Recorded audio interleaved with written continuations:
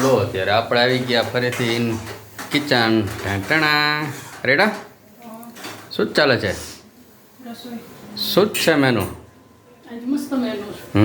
What is this paneer તવા બનાવ્યો પનીર તવા. હમણાં હું બહાર હતો ચેસ રમતો હતો તો અહીંયા છેક સુગંધ આવતી હતી મારે અંદર આવવું પડ્યું કે મસ્ત મસ્ત સુગંધ ક્યાંથી આવે છે જો વાહ વસૂલો પછી મેનુ બીજું પનીર તવાનું શાક ભાત રોટલી. એટલે બહુ મસ્ત ઘણી મહેનત થઈ એમ બનાવ્યું છે.